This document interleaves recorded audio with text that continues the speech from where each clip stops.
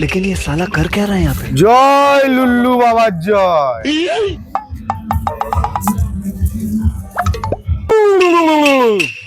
আজকে তোরা লুল্লু বাবার স্মরণে কি দরকারে এসেছিস?